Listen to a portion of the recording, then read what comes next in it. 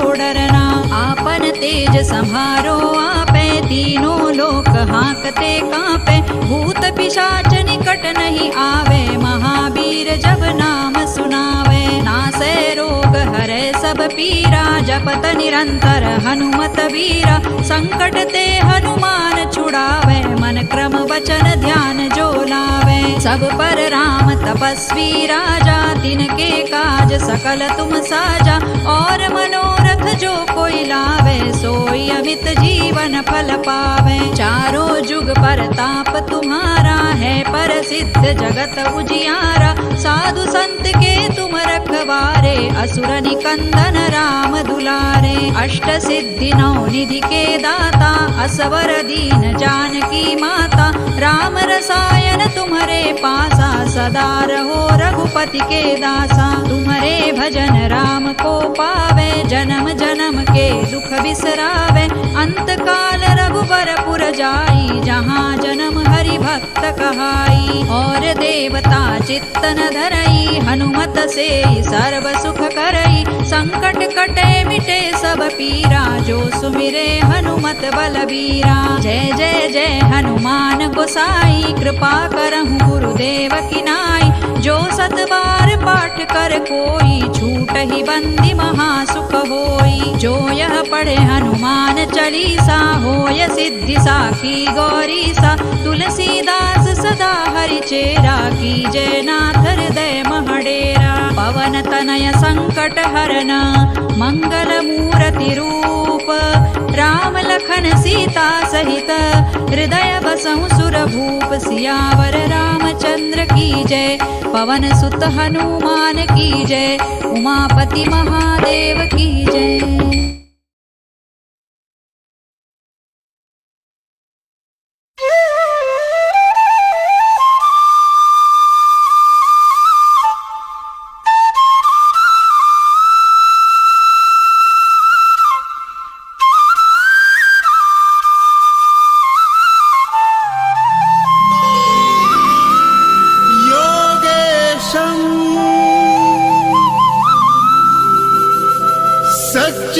सच्चिदानन्दं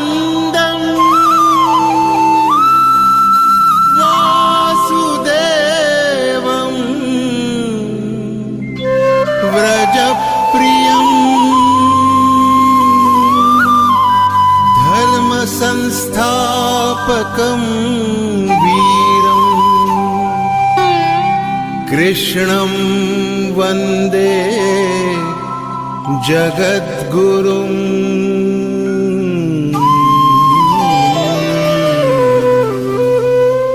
ईश्वर भक्ति भाव से बहती संस्कारों की धारा, भारत माँ की सेवा में गीता परिवार हमारा, गीता परिवार हमारा। ईश्वर भक्ति भाव से बहती संस्कारों की धारा, भारत माँ की सेवा में गीता परिवार हमारा, गीता परिवार हमारा। जय भारत माँ, जय गीता माँ, जय भारत माँ, जय गीता माँ।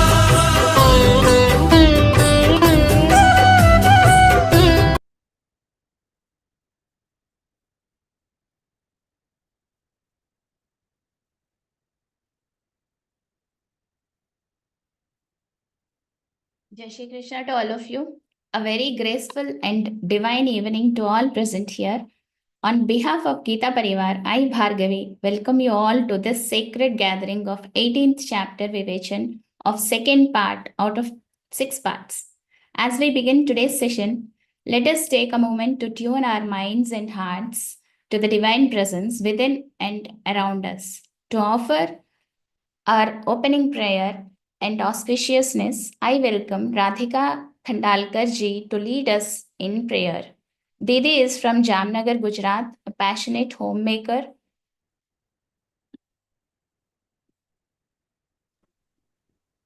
And a yoga instructor. She holds a postgraduate degree in yoga and naturopathy. Didi joined in Geeta Pariwar classes in April 2021, and giving Seva as core trainer. Jai Shri Krishna Didi.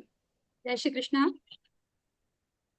वसुदेवसुतं देवं कंसचाणूरमर्दनं देवकी परमानन्दं कृष्णं वन्दे जगद्गुरुं श्रीकृष्णं वन्दे जगद्गुरुं. जय Shri Krishna. Thank you, Didi. Thank you for your melodious prayer. दीदी विकास भैया को होस्ट करिए. आप होस्ट हो.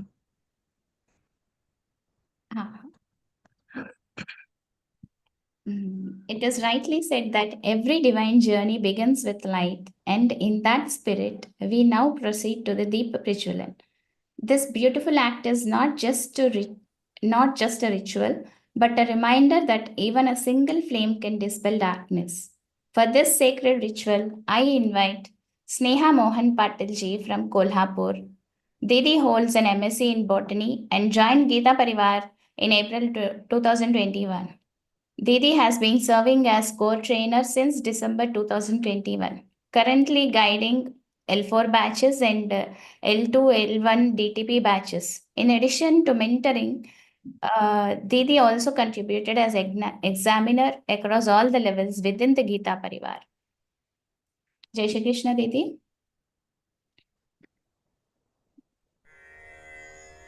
निषिद्धैरप्येभिर्लुलितमकरन्दो मधुकरैः करैरिन्दोरन्तश्छुरित इव सम्भिन्नमुकुलः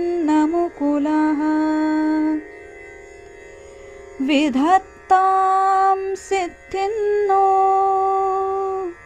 नयनसुभगामस्य सदसः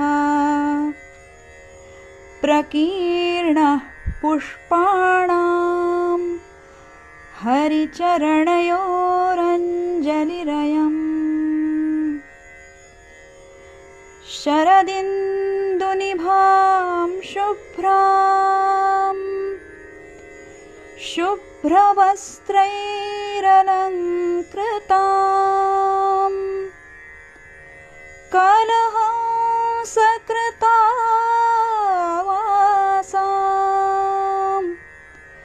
वरदां शारदां नुमः.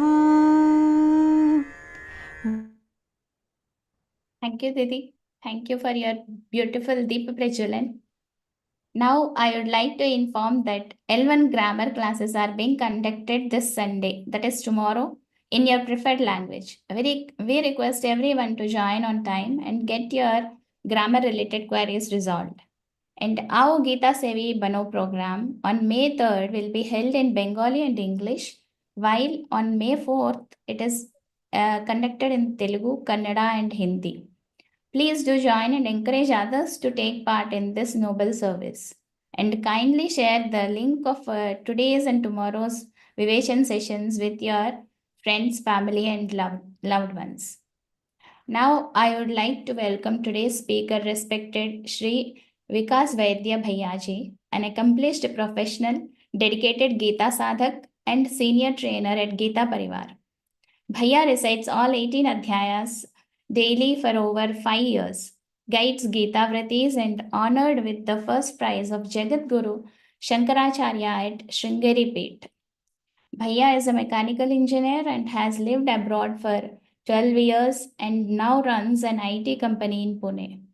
Bhaiya is fluent in 6 languages and brings both global and local commitments. Jai Shri Krishna, Bhaiya. वसुदेवसुतं देवं कंसचाणूरमर्दनं देवकी परमानन्दं कृष्णं वन्दे जगद्गुरुं जय श्री कृष्ण. पूज्य स्वामी जी के चरण कमलों में कोटि कोटि नमन. A warm welcome to all Gita Sadhak. We are discussing 18th Adhyay, Moksha Sannyasa Yoga. Last time we had covered up to Shlok number 13, in which Shri Krishna Bhagavan said, Panchaitani Mahabaho Karanani Nibodhame Sankhye Krutante Proktani Siddhaye Sarva Karmanam. Arjuna, now learn from me. Nibodhame. About 5 factors. Panchaitani. 5 factors that have been mentioned for accomplishment of all karmas, all actions in the Sankhya Yoga, in the Sankhya philosophy, in the doctrine of Sankhya, which explains how to stop the reaction of karmas. So which are those 5 factors? Paramatma had only given initial input to Arjuna that there are 5 factors which are responsible for any karma to happen. Now, today's first sloka, 14, Paramatma will explain which are those 5 factors. Sloka number 14. Adhishtanam tatha karta karanai cha pratagvidham vividascha pratakcheshta daivai chaivatra panchamam. 5 factors. Adhishtan. Adhishtan is the place of work. In our case, place of work is our body. Karta, the doer of karma, of action. Karanam is the instrument, the sadhan. Our instruments are our senses. Pratagvidham, of different kinds. Vividha, various. Cheshta is efforts, try, endures. Daivam is the samskar, luck. What exactly Daivam? We'll see that. And Panchamam is the 5th. So Paramatma says the place. As I said, the place in our case for doing karma is our body.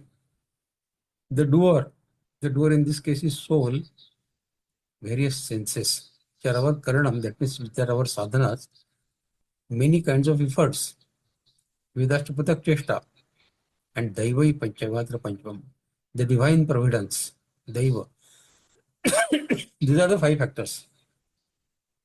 Now in this slok, adhisthana means the place of residence, and this refers to the body, where our senses reside, where the soul resides. Since karmas can only be performed when the soul is situated in the body, if the soul leaves the body, can any karma be performed by body? Not possible. Karta means the doer, and here it refers to the soul. Although the soul itself does not perform any action, any karma. This you have heard many times in Bhagavad Gita, that soul does not perform any karma. But it inspires the body, mind and intellect, that mechanism of body, mind and intellect with the life force, with the prana shakti to act. So in the background it is soul that is giving the strength through the life force to our body, mind and intellect to perform any action. Also due to the influence of ego, it identifies with their actions. The soul says, I have provided the life force, so I am the karta. This is the ego. Therefore, it is said to be responsible for the actions performed by the body, mind and intellect. And it is also called the knower and the doer. Upanishads say, Esa hi drushta sparsha shrotra grata rasita manta bodha karta vyananatma purushasya pare kshara atmani samprittishtate. That means it is the soul that sees, drushta. It is the soul that touches, sparsha. It is the soul that listens, hears, shrotra.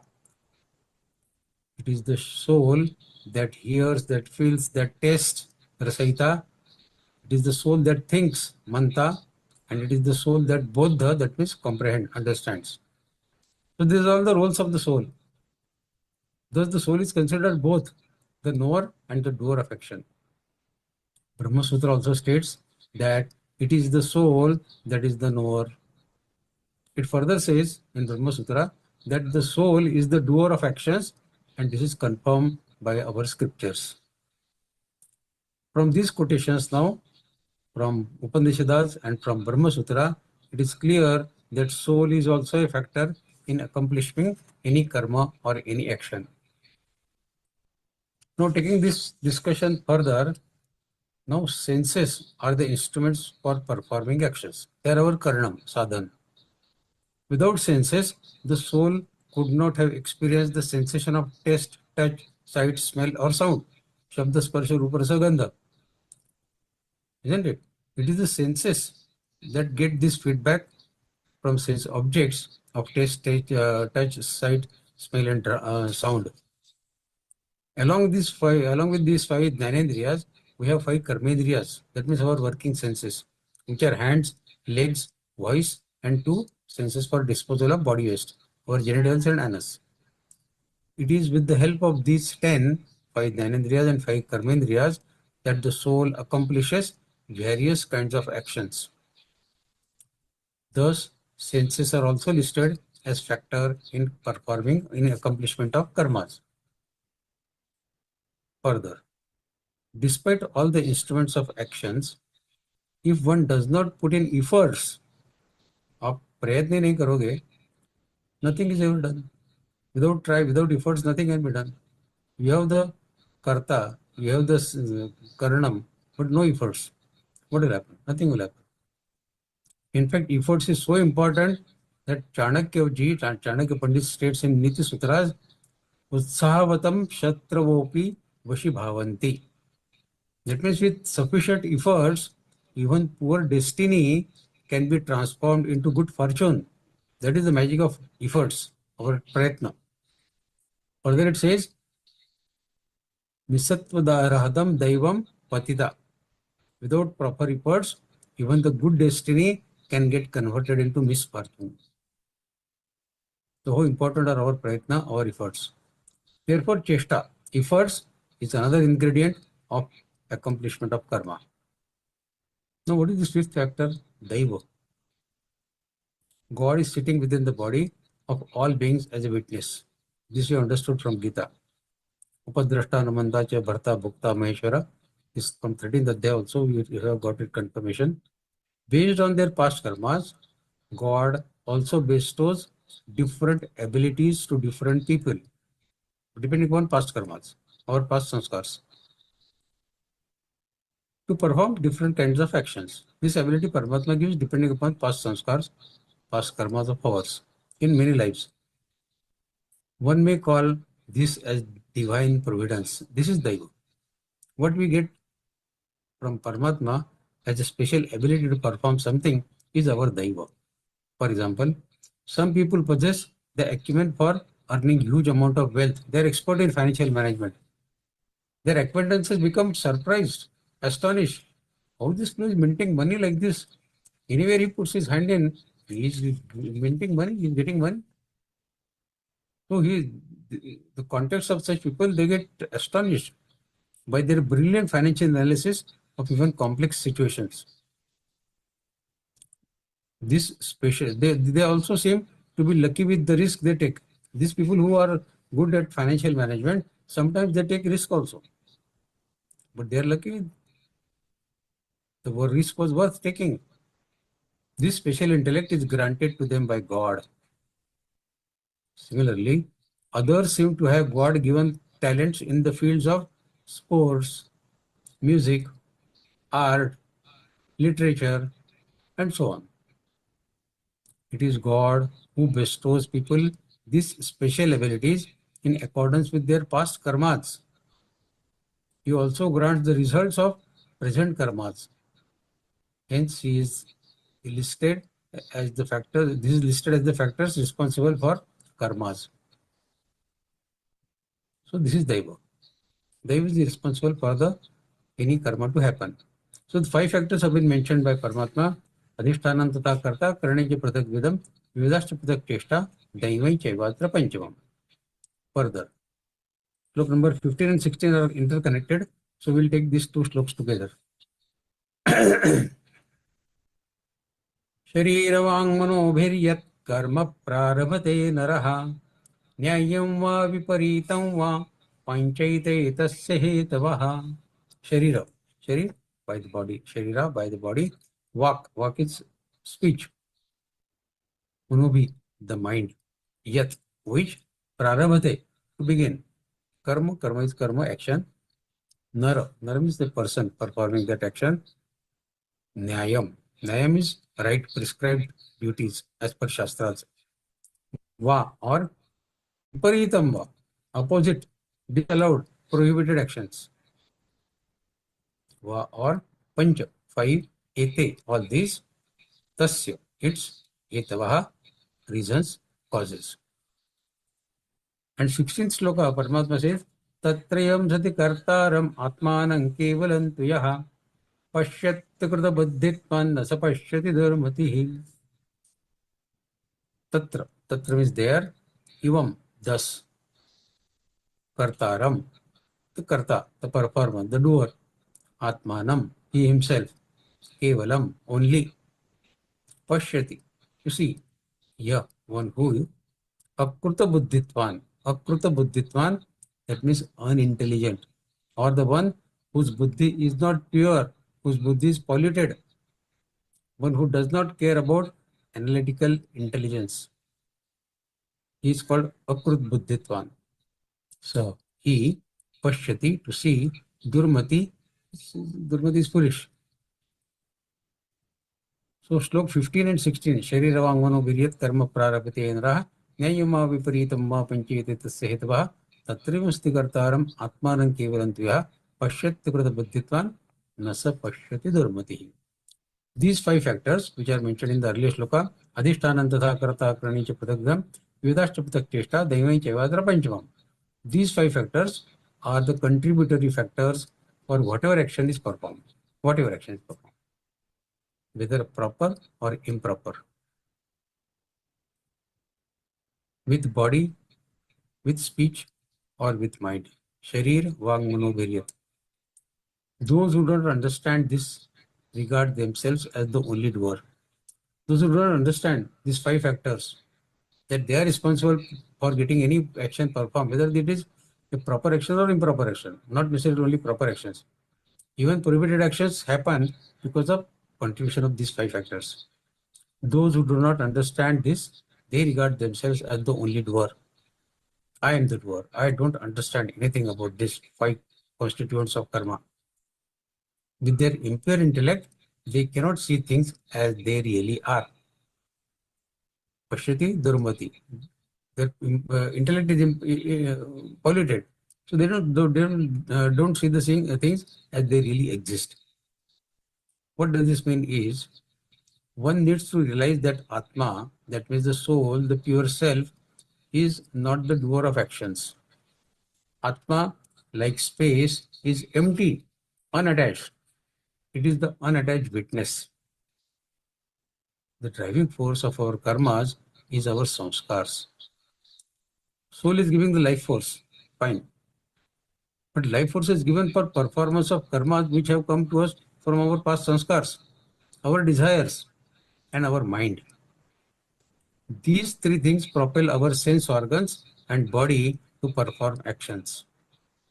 Thus, Atma is neither vile nor virtuous, and it neither gets into pleasure or pain. Who experiences the joy or sorrow? It is the mind. Desires arise in the mind. Thus, it is the mind that is to bear the consequences of desires. And remember that you cannot dodge. You cannot dodge or evade the fruits of your karma. It cannot be that you commit a crime and someone else gets the punishment. Yes, it may happen in the human courts of law. But this kind of miscarriage of justice never happens in the law, in the jurisdiction of karma. That you do the bad karma and somebody else will get the punishment. Or you do good karma and somebody will get the reward. It doesn't happen in the jurisdiction of law of karma. You reap as you sow. Thus, if you commit an act of demerit, you will inevitably have to pay the price by receiving appropriate punishment. Likewise, you will invariably receive the pleasure of fruits of your meritorious acts also. But you cannot do trading. You cannot do trading, unfortunately, of favorable and unfavorable fruits of your karma. That means you cannot evade consequences of unmeritorious acts by performing some meritorious act. मैंने पाप किया है, but थोड़ा पुण्य कर लेता हूँ तो पाप धुल जाएगा. ऐसा नहीं होता है. It doesn't happen that way. Pleasure and punishment as a result of your karmas will run parallelly. Good you have done, you will get something good. bad you have done, you will get something bad. Both these things will run parallelly. The good does not offset the bad. All this may seem draconian for us, but this is the way the stringent law of karma works. So you think 1,000 times before doing any inauspicious or unmeritorious karma, either through your speech or through your actions. Sharira-Vang-Mano-Virya. This is because once the arrow leaves the bow, know that it cannot be brought back. तीर कमान से छूट गया, वापिस आने का सवाल ही नहीं उठता है. So the mind awakens the desires. It is the mind that awakens desires. We'll have to face the brunt of those desires. And Atma has nothing to do with this process. But ignorant beings with deluded intellect regard Atma as the doer and the bearer of consequences. Thus, such people do not see the reality as it really is. They may have heard and read about the soul, but that does not affect them in their everyday transactions. पढ़ा है किताब में, पढ़ा है soul वगैरह कुछ होता है, but how does it affect my daily karmas? Because the soul can be known only through realization. And ordinary people do not have that kind of realization of the soul. The soul is not realized by them. So they consider this as something heard about, read about, but it does not affect their daily actions. Kabir says, the ignorant people, ignorant beings, they lament, they express sadness that he has lost the God.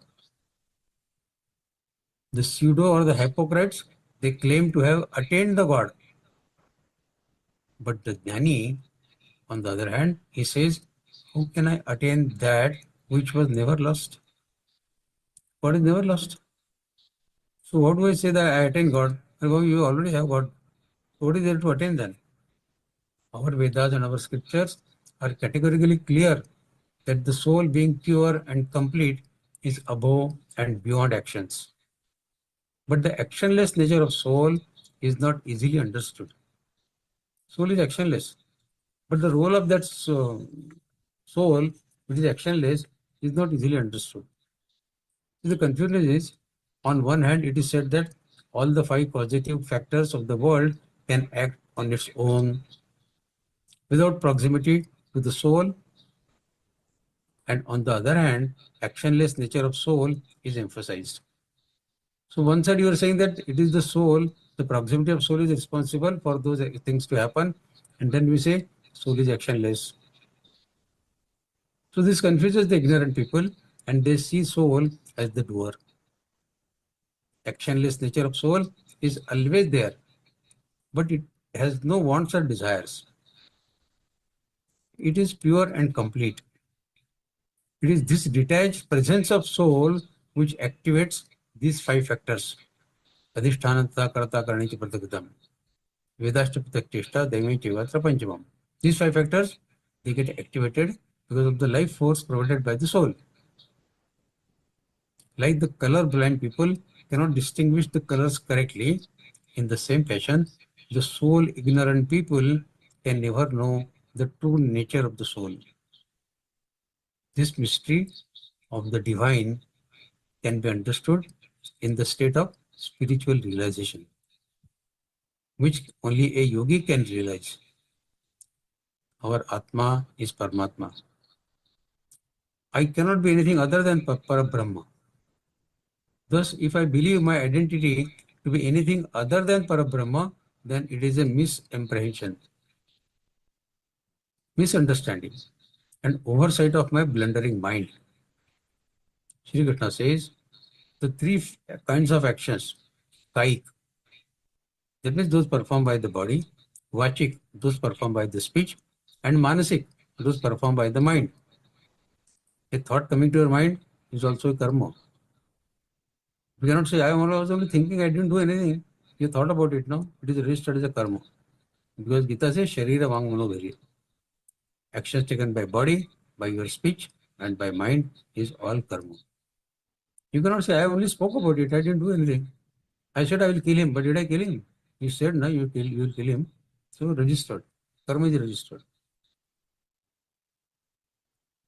In each of these categories of Sharir, Vang and Man, whether we do virtuous or sinful acts, good or bad, proper or improper, prescribed or prohibited, these 5 causes, Adhishtananta, Karta, Karnika, Pratagdam, Vedashta, Pratak, Cheshta, Devam, Kevad, Panchavam, these 5 factors mentioned in the earlier sloka are responsible for that karma to happen, whether it is proper or improper. Due to the ego, we think ourselves as the doer. This is where the problem comes. The poor soul is not the doer. He is only providing the life force. But then we start thinking that, yes, the one who is providing life source is the doer. So I am the doer. Then we start boasting. I achieved this. I accomplished that. I will do this. I will do that. These statements we make under the illusion of being a doer. Sri Krishna's purpose in revealing this knowledge is to destroy the soul's pride of doership. We should not be proud of our doership.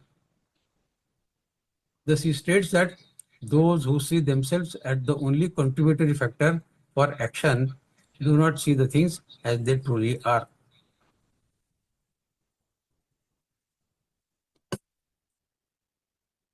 As we discussed in last session, if a farmer says that I am growing all the grains in the field, is he doing it alone? The quality of seeds matter. The fertility of soil matters. The rain, it does matter. It should come at proper time and should not be flooding also. It should not be scanty also. So many things are responsible for that, no?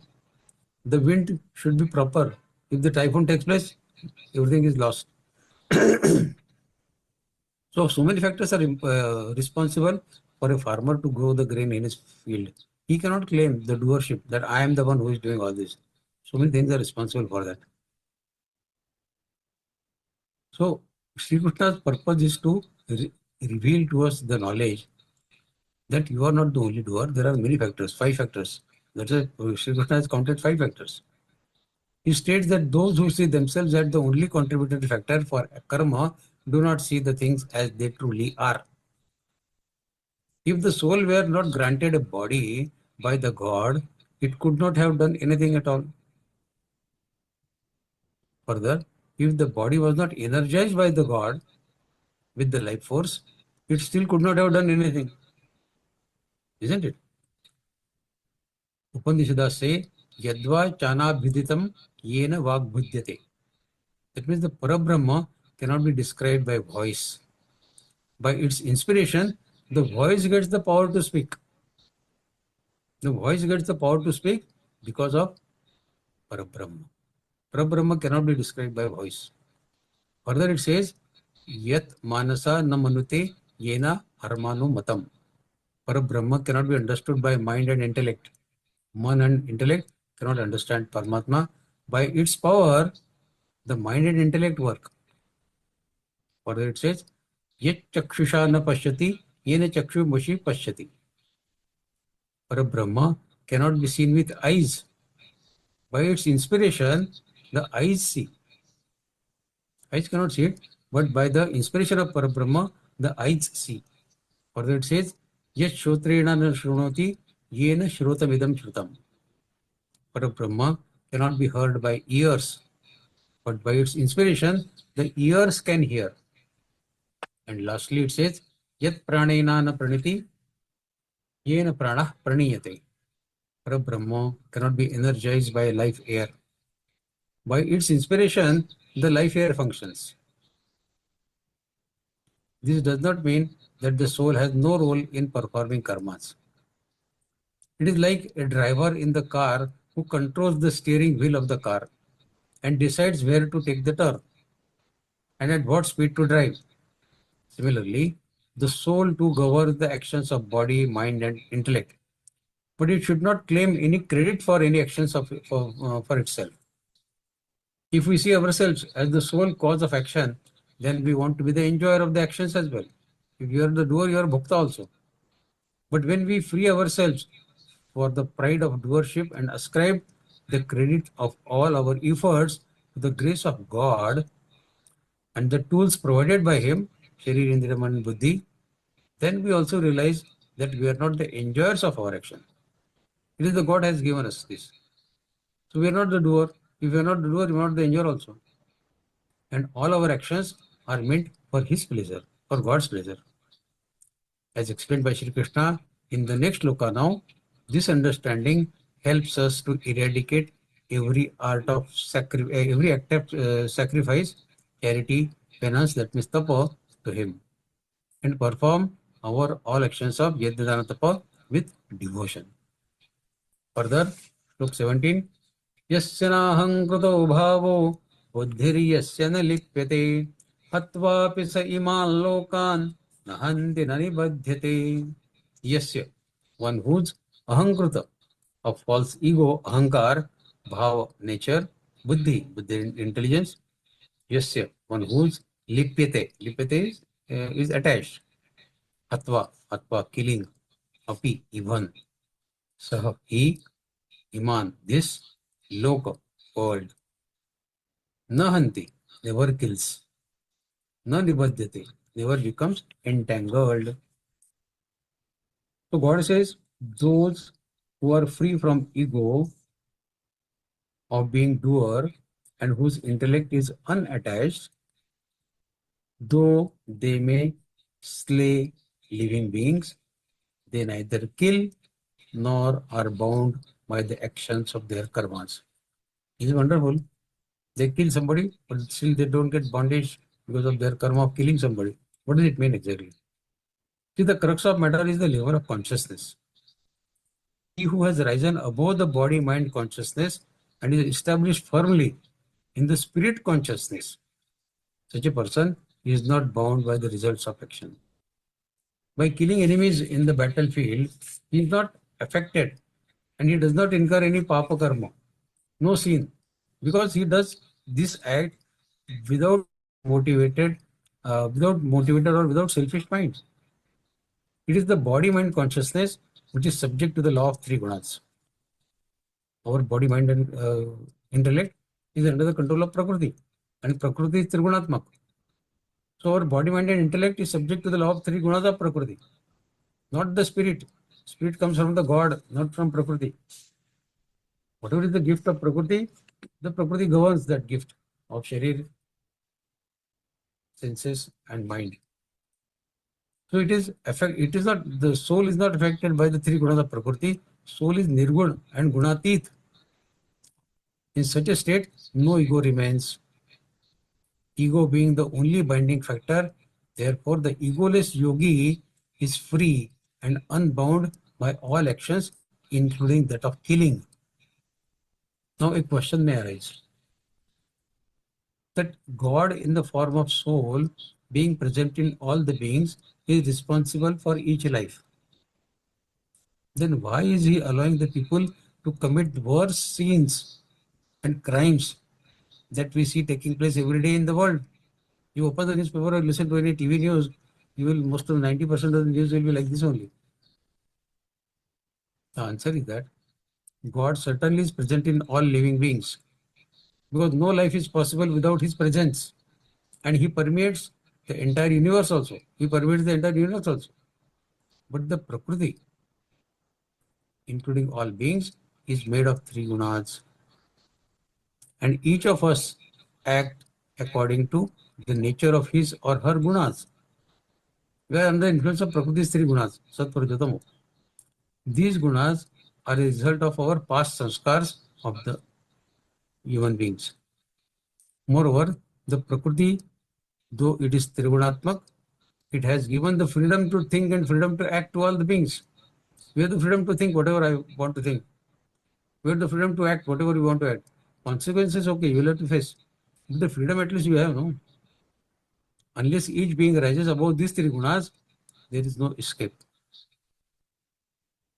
We should forget that our mind and intellect, rather we should not forget that our mind and intellect is also under the Prakriti, under the control of Prakriti. This we should never forget, that we are dancing to the tunes of Prakriti and the three gunas of Prakriti. Sometimes we are Satvik, sometimes we are Rajasic, sometimes we are Tamo. Sometimes again we come back to Satvik, again Rajasic, again Tamasic. The whole life we keep dancing to these three tunes of Prakriti, Sat, Rajat, Tamo. Now the statement made in this shloka is a rather precarious statement by Shri Krishna. Because half-baked knowledge is indeed a dangerous thing. Interpreting this statement with an immature, impure intellect, many men abuse its meaning and use it as a license to carry out all kinds of bad, nefarious activities. A jnani is not desirous of the fruits of the karma that he does or the karma that happened through him. Because he says, I'm not the doer. So karma happened through him. He is not a doer. So he is not the desire of the worldly enjoyment as well. But if he were to get some material enjoyment effortlessly, without wishing for it, he sees no reason to refuse it. See, Sri Krishna's vision is far-reaching, all-encompassing. He is not talking about self-proclaimed phony sannyasis who avoid women, for example. One whose mind is still harbors sexual desires, he alone will refuse to see women because he is afraid that he will get carried away by the strong sexual impulse and commit some act for which he would have to later on repent. He will be ashamed of it later on. There was a time when in the late evenings, a Swamiji would be found in some brothels or gambling houses. Both are bad places. One of his senior disciples, Shishya, he found this very strange, that Swamiji is going to such places. He politely suggested, Swamiji, is it appropriate for a religious leader like you to visit such vile, bad places? Swamiji replied, first, get it clear, I am not a religious leader of any sort. Secondly, know that it is in such places that I am likely to get potential listeners. It needs courage to openly get indulged in such vile activities of immorality, and I need some courageous followers for me who have the courage. I do not seek hypocrites who indulge in such vices, covering their faces, fearing that they would get exposed. I want bold people, courageous followers. These people who visit these places openly indicate to me that they are desperately looking for some happiness in their life.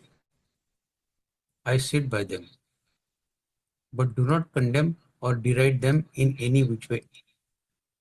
I become close to them, and once they open to me, I inform to them that their source of pleasure is temporary, is fleeting, whereas there is another way which can lead to permanent joy and eternal bliss. So I compare the pleasure that they get in doing this kind of bad activities, which is giving them temporary joy maybe.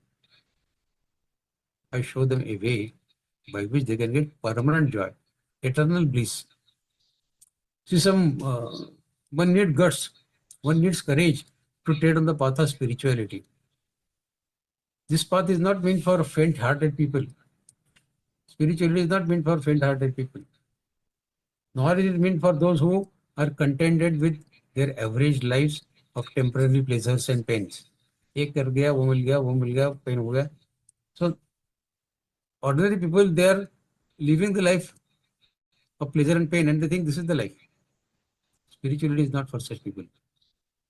He who can take all his possessions and who can gamble all his earnings for the sake of temporary pleasure, it is certainly possible that he will be equally gusty in putting forth all his efforts towards attaining eternal bliss. A gambler who is risking all his money on something, if he is told that without it you can win a big gamble, this then was the Swamiji's way of reforming the wayward who had gone the wrong way. And he did not care what people thought about him. People may say, Swamiji is going to such places. He did not care about it. Because his mission was different. Yes, Swamiji would sit by the gamblers and also the alcoholics. But he did not drink. He did not gamble with them. Yes, he would sit by the prostitutes. But he did not exploit them. On the contrary, he helped many such people who had gone astray to come on proper path. and help them in their upliftment. Okay, coming back to this shloka, having described the intellect in previous shloka, Shri Krishna now describes the pure intellect. What is pure intellect? He says, those with purified intellect are free from false pride of being the doer. They also do not seek to enjoy the fruits of their actions. Thus, they are not bound in the karmic reactions of what they do. Thus, they are not bound by their bad work, apparently bad karmas also. Like Swamiji was sitting in Pradel or in a gambling house. It is a bad karma, no? But he doesn't get tempted because of that. Because the mission was different. Previously in Shlok, this subject has been touched by Sri Krishna in earlier shlokas also. In 5th Adhyaya, he had stated that those who are detached from the results are never tempted by the scene. Brahmanyadhaya karmani sangam tyaktva karoti yah lipyate sa papena padma patram ivam vasa. This is what we have learned in 5th Adhyaya. So from a material perspective, they may appear to be working, but from spiritual perspective, they are free from any selfish motivations. And those who are free from selfish motivations, they do not become bound by the results of karmas. There was one famous great poet, Rahim, during the Mughal period of Indian history. Though he was Muslim by birth, he was a great devotee of Lord Shri Krishna. He was a Krishna Bhakta. When he would give alms, bhiksha, in charity, he would lower his eyes. An endearing incident is related about this habit of that Rahim. It is said that Tulsidas heard about this style of giving alms by Rahim, and he asked Rahim, in a doha, he asked him, ऐसी देनी देना जो किता सिखे हो सैना, जो कर उच्च करे त्यो तो नीचे नैना. हाथ ऊपर है तुम्हारे और गर्दन नीचे, आंखें नीचे. ऐसे स्टाइल कहाँ से सीखा आपने? भिक्षा देने का स्टाइल कहाँ से सीखा आपने? Sir, where did you learn to give alms like this? Your hands are high and your eyes are low. From where did you learn this? Rahim replied beautifully and with great humility. He said, देनहारा कोई और है, भेजता है दीना रहना. लोग भ्रम हम पर करे, याते नीचे नैना. अरे भाई, giver is somebody else. Someone else is the giver. Giving day and night, दीना रहना. दिन रात देते रहता है. But the world gives the credit to me. लोग भ्रम हम पर करे. People give credit to me, so I lower my eyes. Yate niche naina. I am embarrassed. I am not the giver. Giver is somebody else. But the people are giving credit to me, so I feel ashamed. That's why niche naina. Understanding that we are not the sole cause responsible for our accomplishments. This kind of feeling, it frees us, makes us free from the egoistic pride of our doership. So this is the purpose of learning, that we should give up this sense of doership and this pride which is false. Now further, slok number 18. Jnanandneyam parijnata trivida karma chodhana karnam karma karteti trivida karma sangraha. Jnanam. Jnanam is the knowledge. Neyam, knowable, objective of knowledge. Parijnata, the knower. Trividha, of three kinds.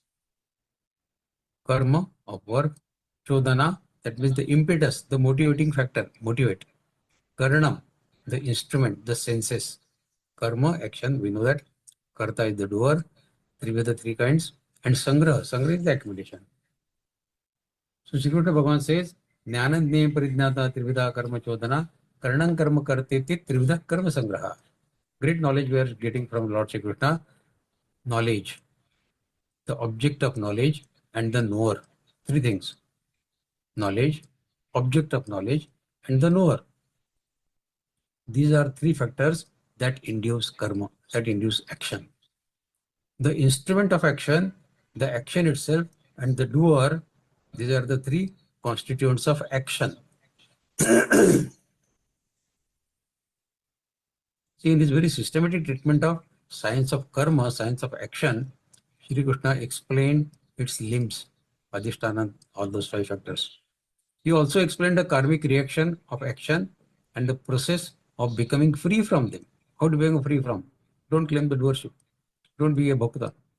That is the way to get free from our karmas. Now he explains the threefold factors that propel the action. Karma chodhana, that propel the action.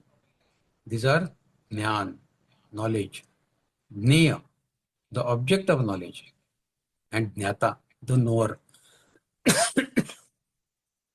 Simple example. You want to know how the pen writes. So jnana, you want to know how pen writes. This is the jnana. Jnaya is the object of knowledge. That is that pen. And you are the knower. You want to know. So you are the jnata. So this triputi, together these three is called jnana triputi. Triad of action. Jnana triputi. Knowledge is the primary impetus for action. It provides understanding to the knower about the object of knowledge. This triputi jointly induces action. Jnana Jnayam Parijnata. For example, knowledge of remuneration amount paid by the employer, it motivates the employees to work. Information of discovery of gold in various parts of the world, it led the gold rush to involving feverish migration by workers. Awareness of importance of winning a medal in the Olympic, it motivates a sports person to practice for many years. So there is a motivating factor, no? Knowledge also a correlation to the work quality of work. It has a correlation with the quality of work. For instance, a degree from top ranking college, be it IIT or IIM, it carries a weight in the job market. Corporations, they realize that people with higher quality of knowledge can perform work more proficiently. So they pick up guys from IIT and IIMs. That is why good corporations, they invest in developments of their employees. So it is the sponsoring by them. They keep sponsoring for developmental seminars for their employees to further advance their skill sets. So this was the Jnana Triputi, Jnana Jnayam Parijnata. The second set named is Karma Triputi, triad of action. It includes Karta, doer, Karan, the instrument of action, Sadhan, and Karma, the action itself. This Triputi jointly constitutes the content of action. So the doer utilizes the instrument of action to perform the action. That means the Karta utilizes the Karan to perform the Karma. Shri Krishna now relates them to the three modes of material nature, Sattva, Rajo, Tamo, to explain why people differ from each other in their motives and in their actions. All these things, what we have discussed now, whether it is Karta, Karma or anything, it has three aspects of Sattva, Rajo, Tamo. That is the reason the people differ in their actions and their motivations. What are those? That Paramatma will explain in the forthcoming shlokas. Slok number 19. Jnanam karma cha karta cha tridaiva guna bhedatah prochate guna sankhyaani yatha vachrunatanyapi.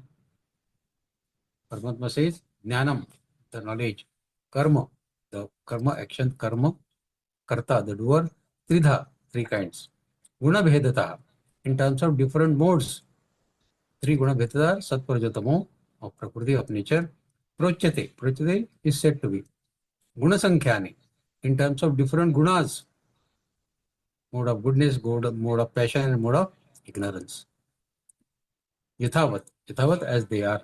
Shrunu, Shrunu means here.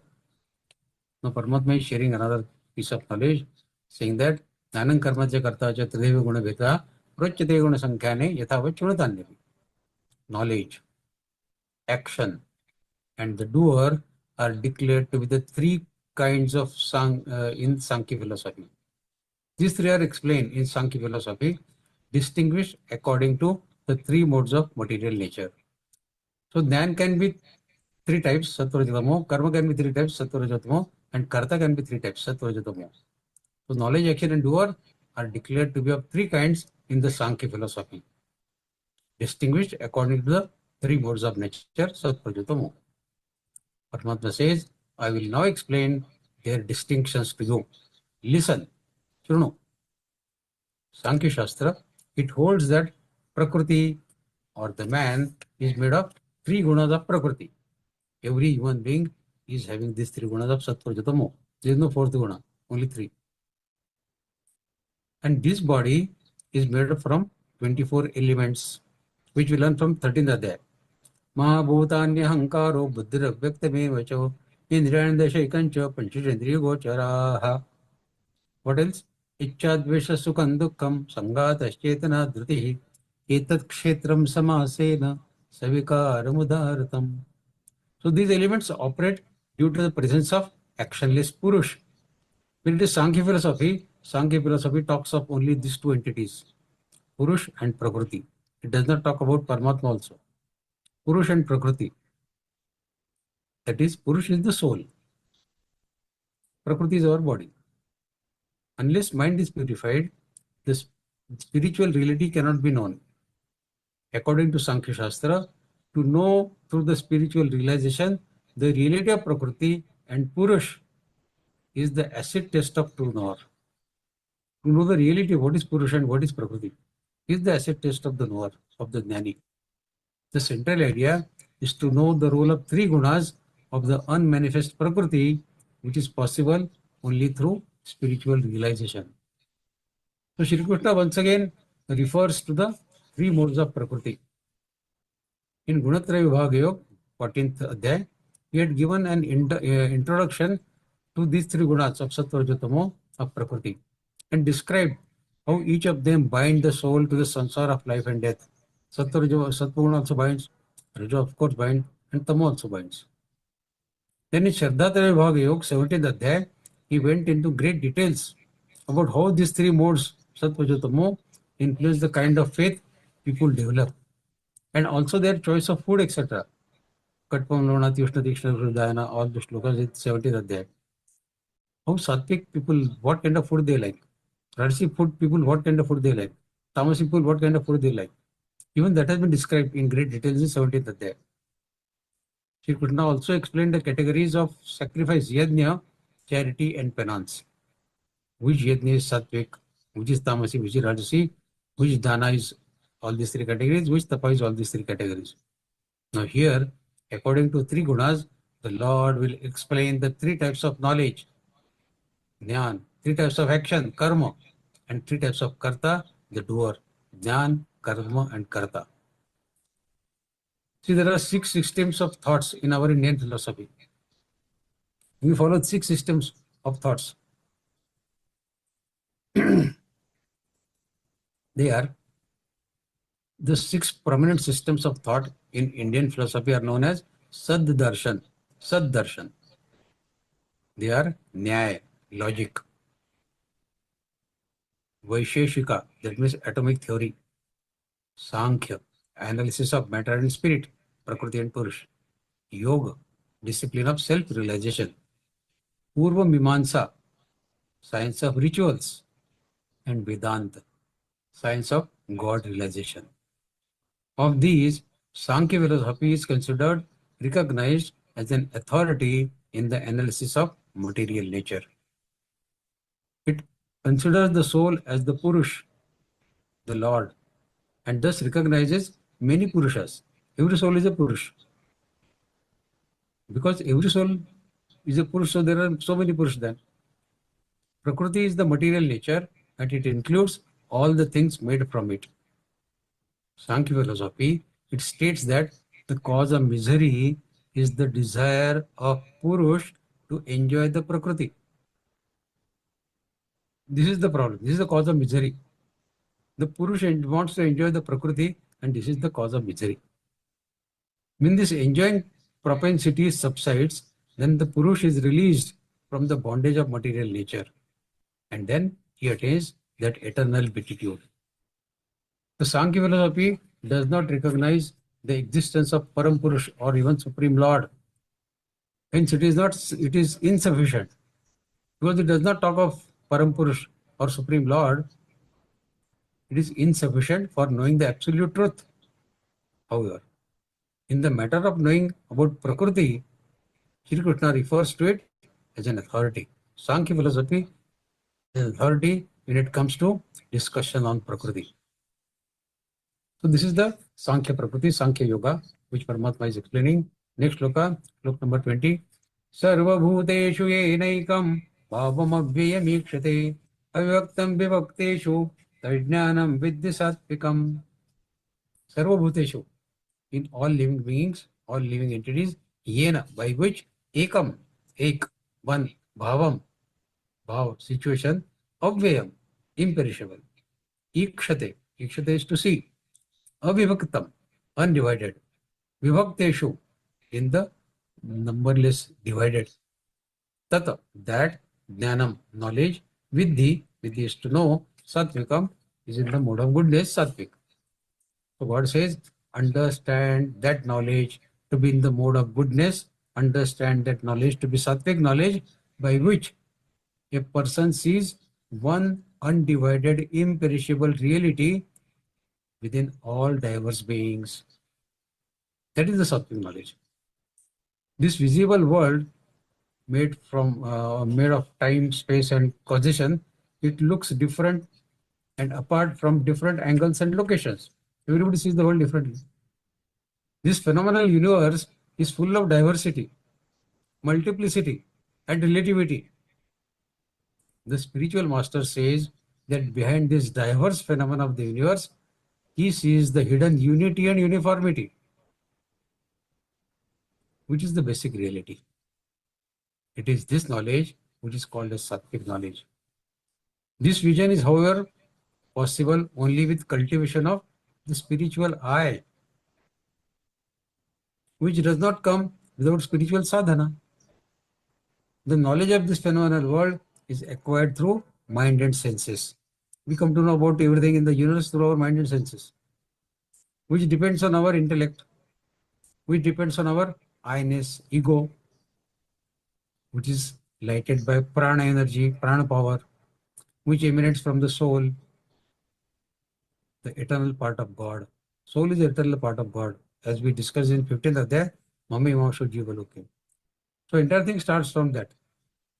Creation gives the appearance of a panorama of diverse living beings and the material entities in this universe. But the base, the substratum of this apparent diversity is the Supreme Lord. Those who possess this vision of knowledge, they see the unity that exists behind the variety of creation. Just as an electrical engineer, he sees the same electricity flowing through different gadgets, whether it is TV or fridge or air conditioner or anything, or a goldsmith, he sees the same gold cast into different ornaments. So the Jnani, he sees that Paramatma in all living entities. Śrīmad-Bhagavadgītā says, Vadanti tattva tadvidas tattvam yajajnanam advayam.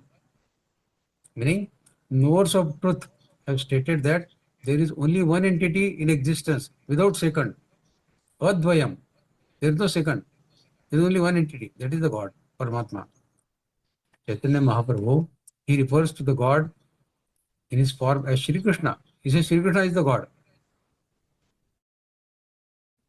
As Avyaya Jnanam Sadhana. One without second.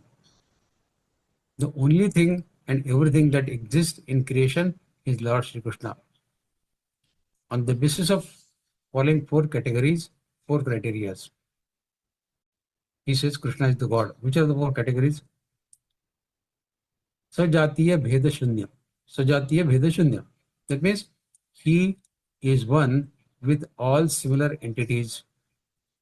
Shri Krishna is one with the various other forms of God, such as Shri Ram, Shiva, Vishnu.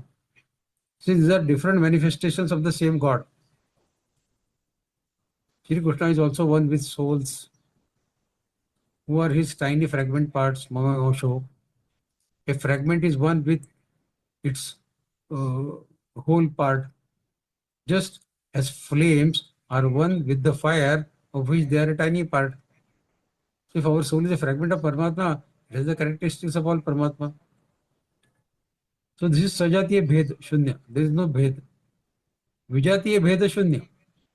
He is one with all dissimilar entities. Dissimilar to God is Maya. Maya is insentient, God is sentient. However, Maya is the energy of God, and the energy is one with its energetic, just as energies of fire, heat. The energies of fire are what? Light and heat. They are not different from fire. Similarly, all energies are the energies of God. Vijatiya Bheda Shunya. Third is Swagata Bheda Shunya. The various parts of his body are non-different from him. The amazing thing about the God's beauty body is that all the parts perform the functions of all other parts. Brahma Sutra says every limb of his body, of God's body, can see, can hear, can talk, can smell, can eat, and can think. Hence, all limbs of God are non-different from God. And fourth is Swayam Siddha. He needs the support of no other entity. Swayam Siddha. Maya and soul are both dependent on God for their existence. If he did not energize the Maya and the soul, they would cease to exist. On the other hand, God is supremely independent. God is not dependent on anything. And it does not need the support of any other entity for his existence. Supreme Lord Shri Krishna satisfies all the 4 points listed above. These 4 points. And thus, he is Avyaya Jnana Tattva. There is no one like him. In other words, he is everything that exists in creation. With this understanding, when we see the entire creation in its unity with God, it is considered as sattvic knowledge. And love based on such knowledge is not racial or national. Rather, it is universal. The new vision makes all the change. When we get this sattvic knowledge, we feel ourselves greatly elevated on acquiring this knowledge. People around you may laugh at you when you acquire this new knowledge and talk about it. A small story. Do we make an opinion about a person as soon as we see him? Once there was a 26-year-old young man and his father. They were traveling in a train. This boy, who was 26 years of age, was repeatedly peeping out of window from the bogie of the train and was screaming and laughing and after seeing the trees and plants. A couple was sitting opposite them in the adjacent seat, and they found it very strange. Hey, this guy is so young, 26-year-old, around that. He is laughing out so loudly at the sight of trees and plants. This 26-year-old was behaving like a child. When he sees a new object, as if when a child sees a new object for the first time, he expresses surprise. Similarly, he is expressing surprise. The couple were getting very uncomfortable with this kind of behavior of that young boy of 26 years of age. And were looking at the young man very weirdly. Kya pagal aadmi hai ye? Then the father said to the young man, "Look, son, look at the clouds in the sky outside. They are also traveling with us. Can you see?" So the young man also saw, the 26-year-old guy, he also saw the clouds traveling with the train. Then he started laughing loudly. Seeing this, the father treat his adult son like a small child. The couple could no longer hold back their questions and suddenly said to the young man's father, "Don't you think your son's behavior is rather abnormal? Is it normal the way he is behaving? You should take your son to a good doctor." Hearing this, the young man's father replied, "Yes, we are actually coming from a doctor only. Actually, my son could not see, but today he is able to see everything for the first time in his life due to the successful eye surgery that was done. Every moment, this outside world is full of wonders for him because he has never seen this trees and plants and clouds.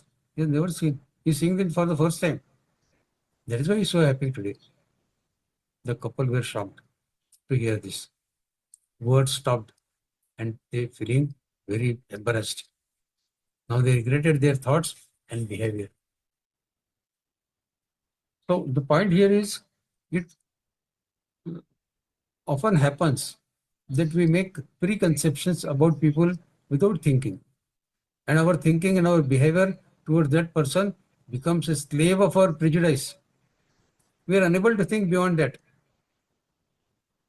Now this is the change in that young boy when he got this material chakshu, material drishti. What happens to the people who get the divine drishti?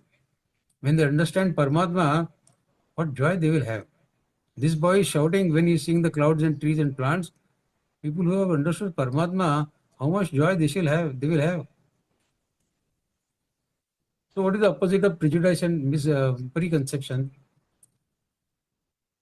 Let us try to understand people with an open mind and an open heart, without any prejudice, without any preconceptions.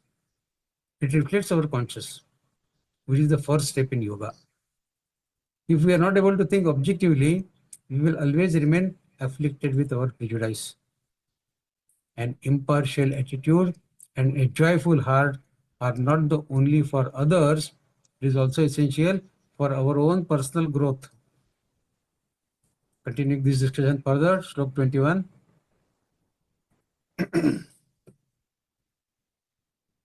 पृथक्त्वेन तु यज्ञानन् नाना भावान् पृथग्विदान् वेत्ति सर्वेषु भूतेषु तज्ज्ञानं विद्धि राजसम्. पृथक्त्वेन, because of division, yat, which, jnanam, knowledge, nana bhavan, multifarious situations, pruthak-vidan, different, vetti, vetti is to know, sarveshu, in all, bhuteshu, all living entities, jnanam, knowledge, viddhi is to know, rajasam is rajasi. So God says that knowledge, see, in earlier shlokas Paramatma explained what is sattvic knowledge. Now here is explaining what is rajasi knowledge, rajasi jnana. That knowledge is to be considered in the mode of passion, rajasic knowledge, by which one sees manifold living entities in diverse bodies as individual and unconnected. In the rajasic knowledge, the vision of unity always lacks. There is no vision of unity in rajasic knowledge. The rajasic person who has not disciplined his mind, he sees different things and different objects in different ways. So actuated by the feelings of attractions and repulsions, because his mind is not regulated. The sattvic sees behind the surface, but the rajasic cannot penetrate that surface and is therefore at the mercy of variations of senses at surface level only. He remains at surface level, he cannot penetrate that. Thus he gets involved in the love-hate, loss-gain saga of the relationships and cannot grasp the underlying spiritual, invisible truth, which a sattvic person could understand. So Sri Krishna here explains the rajasic knowledge. That knowledge is said to be in the mode of passion, the rajasic, where the world is not seen in its connection with the God. And thus, the living beings are perceived in their plurality, with distinctions of race, class, creed, sect, nationality, and so on and so on. Such knowledge divides the one human society along innumerable lines. When knowledge unites, it is in the mode of goodness, sattvic. But when the knowledge divides, it is in the mode of passion. It is in the mode of rajasic. Further, slok number 22. Yattu kristavade ekasmin कार्ये सक्तमहेतुकम् अतत्वार्थवदल्पञ्च तत्तामसमुदाहृतम्. Now, what is tamasic knowledge? We have discussed sattvic knowledge and rajasic knowledge. Paramatma will now explain what is tamasic knowledge. Yat, by which Krishnavat, at all, in all, as in all, ekasmin, in one, karye, work, saktam, with attachment. Saktam is attachment. Ahaitukam, without cause. Atatvar, without knowledge of reality. Alpam, very little. Tamasam, in the mode of darkness, mode of ignorance. Udharatam is said to be. So Paramatma says, Yattu Krasnavadekasmin karye saktam hetukam atatvarthavadalpancha tattamasam udharatam. That knowledge which sticks to the concept to a single body as a whole. Mera body is a kuch, I don't know anything. It sticks to the single body as a whole without any reason. Not that he has studied great things. Without any reason. He says, I am all. Without basis in truth. And it's trivial. Is declared to be tamasic dhyan. Tattamasam udharatam.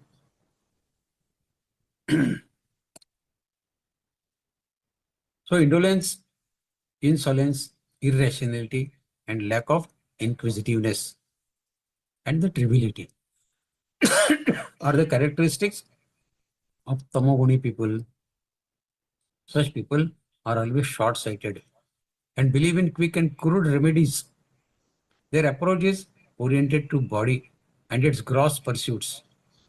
Finer pursuits such as higher life, spirituality, spiritualism, it does not attract their mind at all. So when the intellect is working under the strong influence of tamoguna, it clings to the fragmental concept as if it were the complete truth. People with such views often become fanatics about what they perceive to be absolute truth. They have limited knowledge or absolutely no knowledge, but they think this is what I know is the final thing. People should believe what I believe. This understanding is usually not even rational, nor grounded in by the scriptures, nor in the reality. And yet they forcefully desire to impose their beliefs on others. The history of humankind has repeatedly seen the religious zealots like this who imagine themselves as being self-appointed champions of the God and defenders of their faith. But they are all tamasi people. They fanatically try to persuade others to change their religious beliefs and find a few followers with the same kind of intellect, creating the phenomena of a blind leading to another blind. They themselves are blind, but they want to guide some other people who are also blind. So a blind guiding another blind. However, in the name of serving God and religion, they create disruption in the society and obstruct its harmonious growth. So be aware of people who are having tamasi knowledge. Don't discuss Gita with such people. They will confuse you. Further, Shlok 23. Niyatam sangaretam araga dveshata kritam afulapripsuna karma yattat sattvika muchyate. Having explained about the jnana, now Paramatma is explaining about the karta, or rather the karma. Niyatam sangaretam. Niyatam, controlled, regulated. Sangaretam, without attachment. Paragadveshata, without love or hatred. Afalaprepsuna, by one, without desire for karma phala, fruits of results. Karma, action, yattat, which that, sattvikam, is in the mode of sattvic, is in the mode of goodness. So action, karma, that is in accordance with the scriptures, free from attachment and aversion, and without desire for the rewards, is in the mode of goodness, is the sattvic karma. We should evaluate all our karmas on this yardstick. In accordance with the scripture, free from attachment and aversion, and done without the desire for rewards. If our karma satisfies these conditions, then only we can say I am doing sattvic karma. Having explained three kinds of knowledge, now Shri Krishna explains three kinds of karma, three kinds of actions. In the passage of history, many social scientists and philosophers have given their opinion regarding what is proper action. A few of these opinions are: in Greece, they used to believe, in 3rd century before BC, they used to say, eat, drink, and marry is the right action. See how backward people were there. They used to think and they used to advocate that eat, drink, and marry is the proper action. More refined was the philosophy of Hobbes of England. Or later on in the France also, they said that if everyone becomes selfish and does not think of others, there will be chaos in the world. So they recommended that along with the personal sense gratification, we should also care for others. For example, if the husband is having some headache, then the wife should take care of him. Or if the wife is sick, the husband should take care of her. So thinking of others is proper action. In the case where helping others conflicts with the self-interest, they advised that self-interest should prevail. Self-interest should be given the priority. This was the thinking of some people in 17th, 18th century. Then there was a philosopher called Joseph Butler. His philosophy went beyond this. He said that the idea of service to others after catering to our own self-interest was wrong. Helping others is a natural human virtue. Even a lioness feeds her cubs while remaining hungry herself. So service to others must take the priority. However, Butler's concept of service was limited to alleviation of material sufferings. For example, if a person is hungry, he should be fed. Okay, understood. But this does not really solve the problems, because after 6 hours, the person is hungry again, no? After that came one philosopher called Bentham and George Stuart Mill. They recommended that the principle of doing what is best for majority. They suggested following majority opinion for determining proper behavior. Lokshahi. What most of the people think, that is the proper action. But if the majority is wrong or misguided, then what happens? Then this philosophy falls through. For even 1,000 ignorant people cannot match the quality of thought of one learned person. And on this yardstick of majority and minority, the poor fellow will get defeated. Other philosophers recommended following the dictates of conscience. They suggested that it is the best guide in determining the proper behavior. Go by your conscience. However, the problem is everyone's conscience is different. Even in family, two children have different moral values and different conscience. So what is proper? Besides, even the same person's conscience changes over a period of time. If a murderer, whether he feels bad, he is asked whether he feels bad on killing the people, he replies, initially yes, I felt bad, but later it became a trivial matter for me. Like killing mosquitoes, I kill people now. I feel no more remorse. So the conscience also changes with the time. Regarding proper action, Mahabharata states, Atmanah pratikulani paresham na samacharet shruti spriti sadacharas swasyasya priyam atmanah.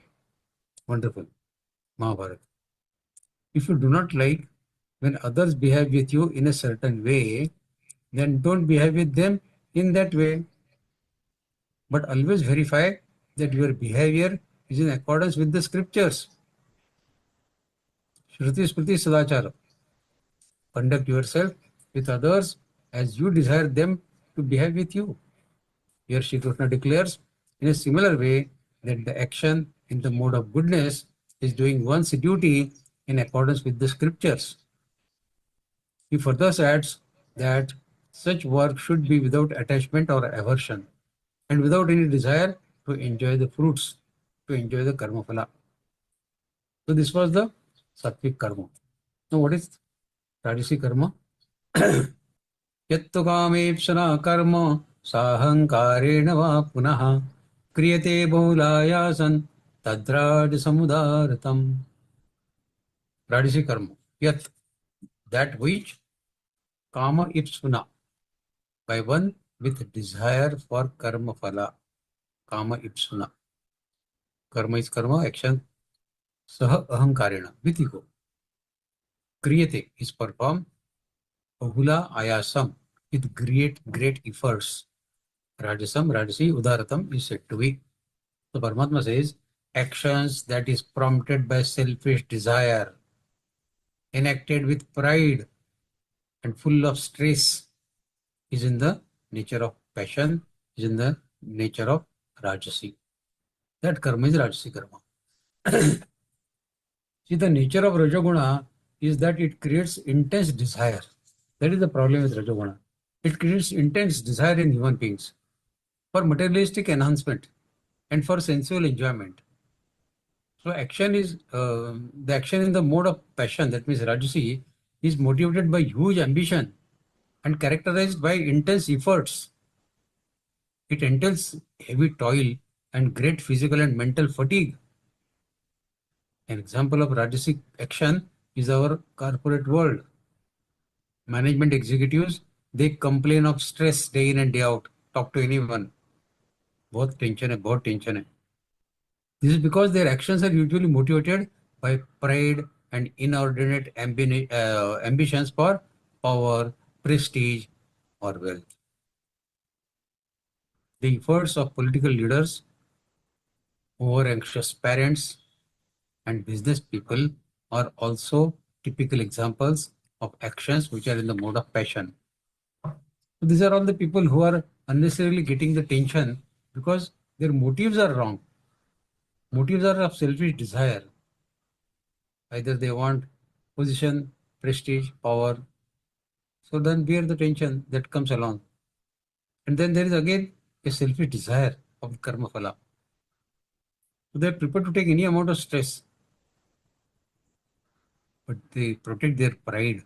That is another bad thing of Rajasi karma. So Paramatma says that action that is prompted by selfish desire, enacted with pride and great stress, is in the nature of Rajasi. That is in the nature of the Rajasi karma, that means mode of passion. Further, now what is Tamasi karma? Anuvandang kshayam himsa manavekshacha paurusham mohadarabhyate karma yattatta masamuchyate. Anubandha. Anubandha of future bondage. Kshayam, destruction. Himsam, violence and distress to others. Anapeksha, without considering the consequences. Paurusham, ability, capacity. Mohat, by illusion. Arabhyate, is begun. Tamasam, that tamasi uchyate, that is called tamasi karma. So what says about tamasi karma now?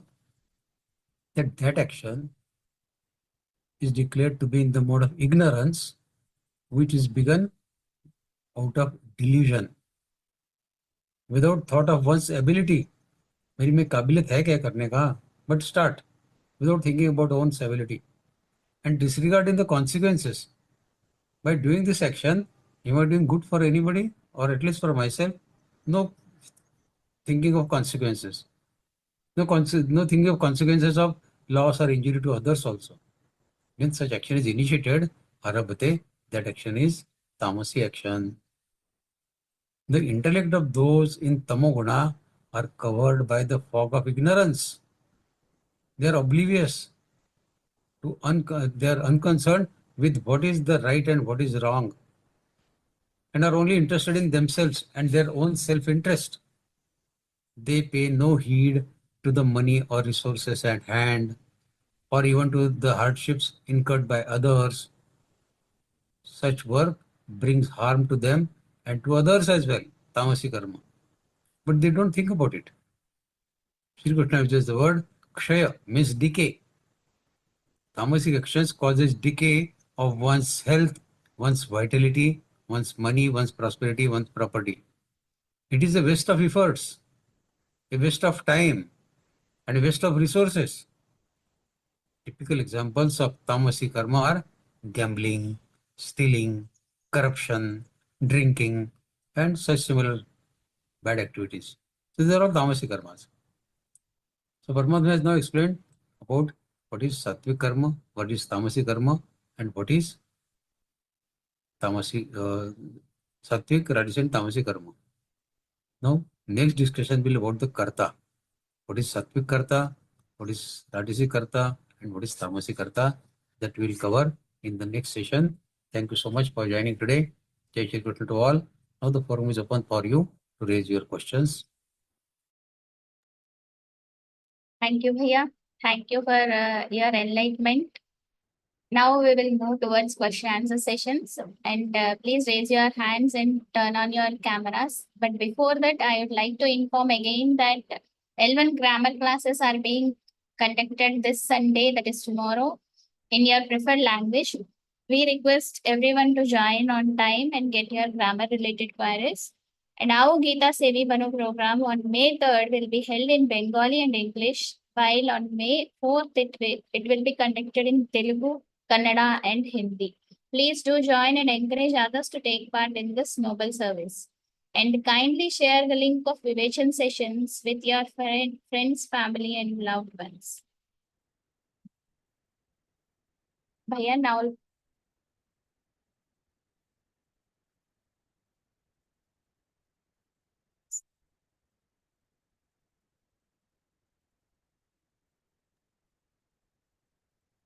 Okay. Jai Shri Krishna Bhaiya. Now we'll move to the topic. Jai Shri Krishna. Jairaj-ji.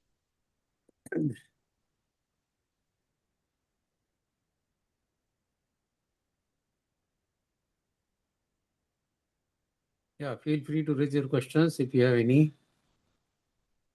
Jairaj. I'm unmuting.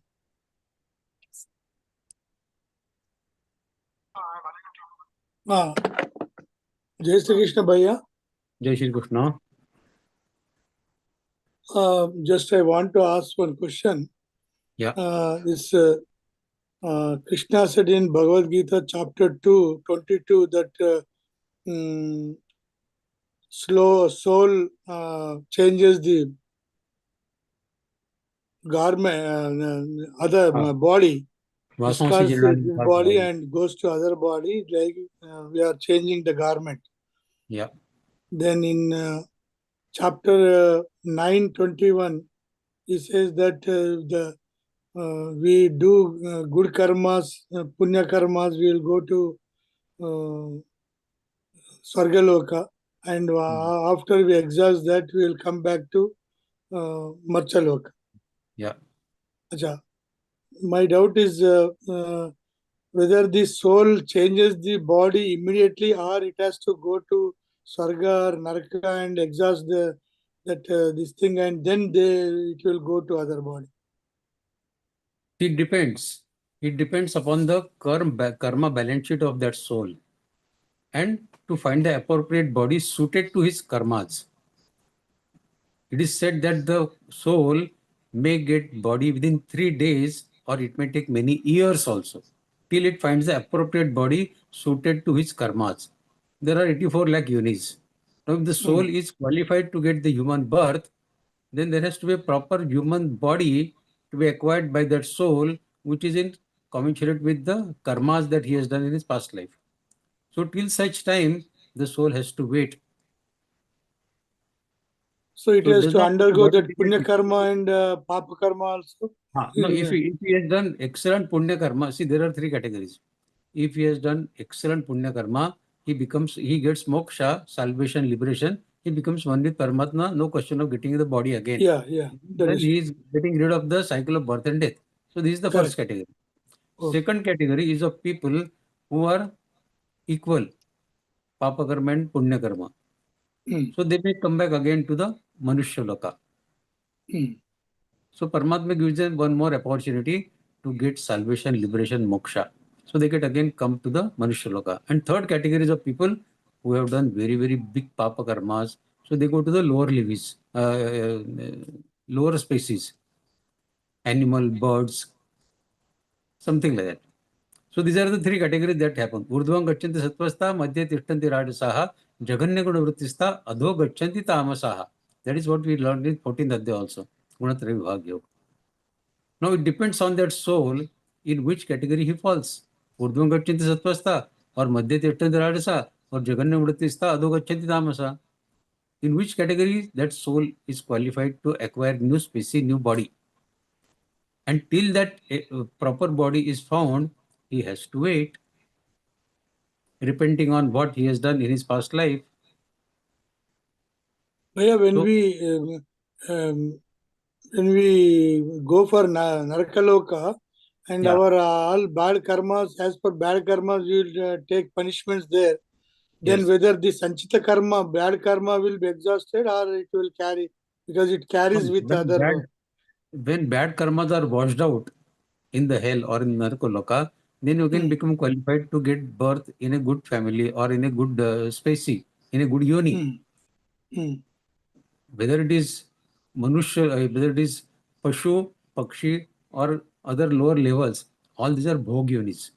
These are all the results of our Papa karmas. These yonis do not have any qualification for attaining Paramatma. They have no right to perform the karma. Karma performance is a specialty only for human species. That's why human species is so important, that this species granted, bestowed upon us by the God, we can even attain the God. No other species can attain the God. Out of 84 lakh species, only Manushya species, Manushya Yoni can attain the God. Rest all are Bhoga Yonis. That means whatever karmas we have done, we have to pay for those. This is the only Yoni wherein we are allowed to do the karma. In Sargaloka, Narkaloka, we are exhausting our Sanchita karma of good and bad. Na? Yes, Is it so? Or we are carrying with the body irrespective of that? No, once you see, if you have done too much of punya karma, sattvic karma, you go to the Swargaloka. Okay. But after you consume all that you have done, see, every good karma, see, this happens in our material world also. Every good thing happening in your life, your son getting a good job, getting a good wife, you have good grandsons, you have a very good wife. These are all the favorable things happening in your life, but all these favorable things happening in your life are consuming the punya karma that you have accumulated over past so many lives.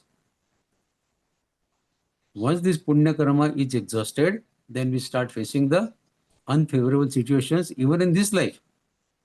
So our effort should be to keep on accumulating this punya karma to offset the punya karma that are getting exhausted in our favorable situations. Normally in favorable situations, we don't remember the God, saying that, oh, I have done it. But when our punya karma gets exhausted in giving us favorable situations, we start facing unfavorable situations. And then we start blaming the God. Why God has brought me to this situation now? But your punya karma is exhausted. What can God do about it? You did not accumulate new punya karma. Same thing happens when people go to Swargaloka. When their stock of punya karma gets exhausted, suppose you are having some account in the bank. You go to the bank every month, get some 30,000, 40,000 rupees for monthly expenses. Bank manager is a good friend of yours. 1 month you go to him and your check is not realized. You go to your friend in the bank manager, and then he checks, he calls the bank clerk and he says, why you are not honoring this fellow check? He is a good friend of mine. The bank clerk says, sir, he has no more balance in his account. How can I encash his check? Your friend, however close he may be, he cannot do anything. If you have no balance in your account, your friend cannot give you money from the bank. Similarly, when we go to Swargaloka, we keep consuming our punya karma that we have accumulated for spending every moment in the Swargaloka. When our stock of punya karma gets exhausted, even the God does not keep us in the Swargaloka. He sends us back. Like the bank manager will say, okay, boss, you are my friend, but go out, earn some fresh money, keep it in the bank, and come for withdrawal. Similarly, God will say, go to the Manushaloka, earn some fresh punya karma, and then again come back to Swargaloka. Now your Swargaloka stay is over because your punya karma is already exhausted in spending so many years in Swargaloka. That's why in Gita, Paramatma has set our sight much higher than Swargaloka. In 8th Adhyaya, आब्रह्म भुवनाल्लोकाः पुनरावर्तिनोऽर्जुन मामुपेत्य तु कौन्तेय पुनर्जन्म न vidyate. Until Brahmaloka, every loka is a two-way traffic. You go there and you have to come back. You go there and you have to come back. But mamopetya to kaunteya. Kaunteya, Arjuna, one who attains me, for him, punarjanma na vidyate. He doesn't have to go back. So this is the side Gita gives us. Swargaloka is a low aim. Gita teaches us. Swargaloka is low aim. That means that the soul will not go to other body until all this process is complete. No, soul will go to the other body based on his karmas. He will go to the body. Whether the body is of human being. Soul has to experience this punya karma and Swargaloka, No, Narakaloka and that's why I other, then said, only if it he is will go done, to suitable. that is true, but as I said in the 14th Adhyay, Urdhvam Gachanti Satvastha. If your Punya karma is too much, you go to the Urdhva. That means you go to Swargaloka. Madhya Tishtanti Rajasa. If your karma is not very sattvic, but Rajasi, then you come back to this human life with whatever pluses and minuses you have accumulated in your earlier life. But if your karmas are very bad, then you go to the lower levels, which are the Bhog Yonis. Then after completing that Bhog Yoni, you are again given some opportunity to again perform some karma. If you do, you can attain God. If you don't do, again go back to the lower species. It depends whether your bhog are completed in one life or more than one lives. If your bhogas, your papa karmas are too many, one life in lower species may not suffice. You may have to spend 10, 15, 20, 50 lives in the lower species, in the lower yonis, to cleanse yourself of the papa karma that have been accumulated over the past so many lives. Only one life may not cleanse the soul completely. But once it gets completely cleansed, then it gets a birth again for performing the fresh karma in the human species. So human species is a rare species. And that comes after spending so many lives in so many other species. We don't know how many species we have lived our life till now. And after that, we have got this human life. So this is an opportunity for us to cleanse ourselves and again try to come back either to the human yoni in a better family, in a better circumstances, better surrounding, or attain the moksha. Either urdhvam gachanti or at least madhya tishtanti. Let us not go to adho gachanti tamasaha. Let us not go to adho. Yeah. When the soul is going to other body, then why we are doing this pitru karmas, pitru shraddhas every year? Very good question. Is there in a pitru loka, separate loka is there, pitru loka or? Very good question. You see, Gita teaches us that I am not the body. I am the soul. Okay. This is the learning that we get from Gita, that you are not body, you are the soul, which is a fragment of Paramatma. Yeah. Now, when the person dies, what perishes is his body. Soul does not perish. Yeah. Isn't it? And if I am the soul, which is still existing, maybe in some other body, and maybe enjoying the life more than what he had enjoyed the life in this body, but we are still performing the Pitru, Shraddha, Tarpan and all that. Yeah. This is based on our rituals. This is for our satisfying our rituals only, that we perform this Shraddha, Tarpan and all that. The soul does not die. So where is the question of performing Shraddha for soul? Isn't it? Correct. Soul has not died. What has died is the body. And body that is perishable. It had to die one day. So what is the lot of grief about that? Something which was destined to go. But we still do it because we have attachment to that body which has departed from our family. We know our ancestor as that body which they are possessing when they were with us. And to pay a mark of respect for them, we perform the Shraddha Karma. But Gita does not advise you to perform Shraddha Karma for the body. And what is this Pitru Loka? They say that Pitrus, they will bless us from top like that. Yes. Ancestors who have lived this world, they are watching us. That is the belief. And that Pitru Loka, if you are doing karma properly, they are happy. If you are not doing karma properly, they are unhappy. If you are doing good karma, your pitars are happy in the heaven or wherever they are, in whichever loka they are. So to But they have remember, already joined the other body, no? Soul has joined other body. you don't know whether they joined other body or they are with Paramatma, whether they are Urdhva Gachanti or they are in the human species. We don't know that. Do we know where the souls are going? We don't know. So we believe that there are pitars in our family who have Urdhva Gachanti. So they want to Pitru Loka. They are no more in human Loka. We say, no, when anybody dies, we say, unko Param Gati mile. So if they really get Param Gati, then they are not coming back here. So they are in Pitru Loka. When they are in Pitru Loka, they can bless us. They can bestow their grace on us. That is why we worship our Pitrus also, our Pitars also. Acha, whichever Atma gets moksha, they go to Pitraloka. No. Moksha means getting one with Paramatma. Then there is no question of going to Pitraloka. That is being one with Paramatma. Only very pious souls, they either go to Swarga Loka or Pitraloka or other lokas, they don't come back to human life.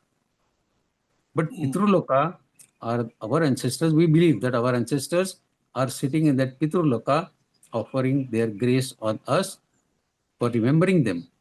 And that's why on their annual day, we perform some rituals showing them that I am remembering you still. If you go to the astrologer, he will say, he will see your horoscope. Many astrologers have told me this, that people who do not perform Pitru Karma, that means Shraddha Tarpan on the annual day of their ancestors, they have got Pitru Dosha in their horoscope. Pitru Dosha. And that Pitru Dosha, it keeps troubling the man for the whole of his life sometimes. And that's why people go to Trambakeshwar and then they perform that Nag Narayan Bali, some puja at Trambakeshwar, to remove that Pitru Dosh from the horoscope.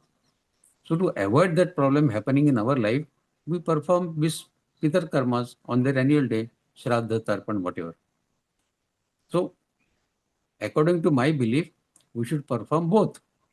We should remember our ancestors by performing Shraddha on their annual day, as well as we should pray for their soul as well. We should pray for their soul, that their soul. Some people, they go to Gaya and do the karma and they need not do any Shraddha. See, there is a place in Haridwar also. Yeah, there is a place in Haridwar also wherein people perform their own Shraddha.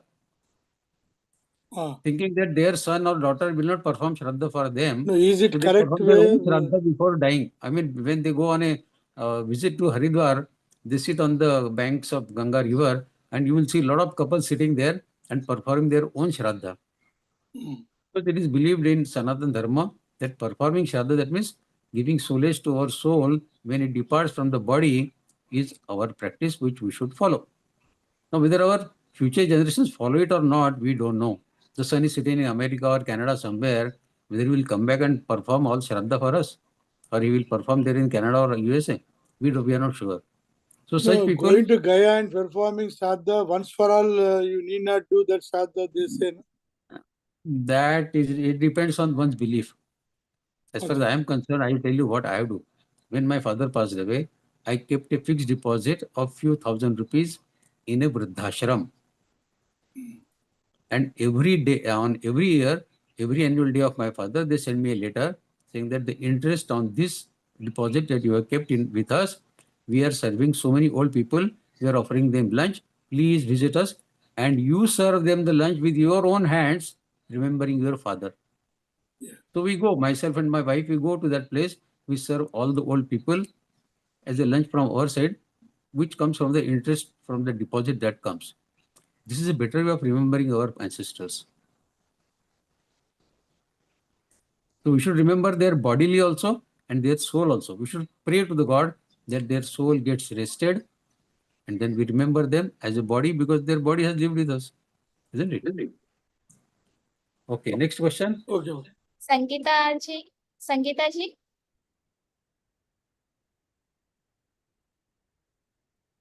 Sangeeta ji. You can unmute yourself, Didi. Please unmute yourself. आप अपने आप. Yes. Jai Shri Krishna. Jai Shri Krishna. My husband wish to ask you a question, sir. Yes, sir. We are from Ahmedabad, Gujarat. Okay, most welcome. Raise your question, please. Yes.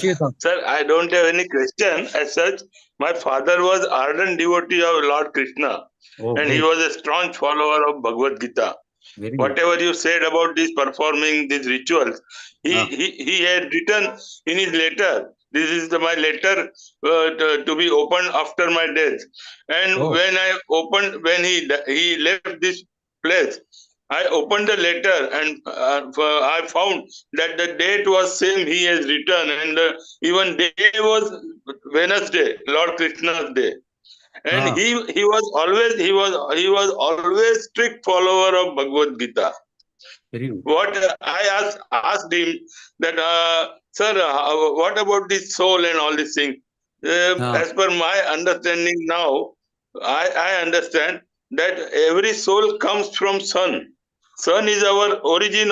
Sun is origin of soul, and when sun sends us to this earth for doing for our life, and afterwards when it departs with good karmas, it merges again in sun, and then it does not require to come back to earth in any form, either animal, human being, or any form. That is the moksha he has explained to me when he was alive. Is it sir okay or? So see, where you're talking of sun, all the Surya Upasak, they talk of sun. Because sun is also a Vibhutiya Paramatma. In 10th Adhyaya, we say Aditya Ravi Ramshaman. So Paramatma is Aditya, the 8th son of Aditi. And also the Ravi, that means Ravi is the sun.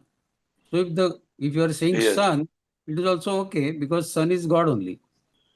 Sun is a living God for us. If the sun does not rise for many days, we can imagine what will happen. Yes, sir. Moksha's definition was like this, that you are going back to your place. From where you have come, of which you are a fragment of Paramatma's super soul. So you are going to that super soul again. So the unification of Atma with Paramatma is the moksha. And that is what our karma should lead us to. Our karmas should reunite Atma with Paramatma. That is the whole objective of human life. Correct, sir. Correct, sir. And what do you see now after some old age orphan? K.M. Raoji. Jai Shri Krishna. Jai Shri Krishna. Sir, my father is an astrologer. When I asked him when I should come back to Andhra, he told after we demise we will come back. So not after my father, my mother. Immediately after my mother's demise, I come back to Andhra. I mean, I've been transferred. But problem is that is due to some mistake done by somebody. Some casual labor is expired. It's not our mistake, doctor's mistake. He has expired. So what happened is I have seen that उसका mother आकर के शाप दे दिया था सबको जो मर गया है उसका mother somebody my father बाद में everybody has been transferred. Now we are facing problem na. One is my son is not getting married. Other one is I'm not getting dues from I have been delinked from Assam. I come back to Kerala. So Kerala में कैसे से चल रहा है हमारा पैसा मिल जाएगा. But we are facing problem now. That means although we are not directly involved, it happened in my department. My duty, my boss urgency, something happened, and unnoticingly, one casual labor has been expired. After that, mill band ho gaya completely.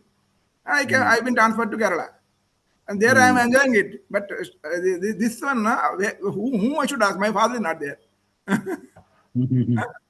See, these are our past karmas which give us reward sometimes and punishment sometimes. So your bad karmas of past life have drawn you back to your Andhra Pradesh, where you are facing. From Nagaland, I come back to Assam to again home state. So from wherever you have come back, and if you have some financial difficulties in this place, no problem, sir. No financial difficulties. My family, only son's marriage only. My money will come. I have been court and it will come back. Everybody in Kerala, they used to get the money. Some through pension also I'm not getting it, and my dues also I'm not getting. But it will come back. That's not an issue. Okay. So what is the complaint that you are having? My son is not getting married. It depends on their karmas. But in Vishnu Sahasranam there is a shloka Tell me. which helps us to get someone married in our family. So you can recite that shloka from Vishnu Sahasranam, probably it may help you. I am doing only my this thing, Agra Asata Krishna Lohita, because I am to Bharani third pada, that only I am doing it, not fully. Only once in a Ekadasi I am doing it. Okay. Normally I am not doing it. Please tell me the shloka is like this. Kamadeva Kamapala Kami Kantakrita Gamaha. Number of that. Vishnu Viro Nanto Dhananjayaha. So this is the Vivah Yoga Prapti mantra. Kamadeva Kamapala Kami Kantakrita Gamaha Anirdesha Bapur Vishnu Viro Nanto Dhananjaya. This is shloka number 83. Okay, sir, thank you. But normally I am reciting only Lalita Sahasranam only. Whenever I am doing dhyana, and sometimes yada jata. Thank you. Yeah. Okay. Thank you. Okay. Any other questions, please?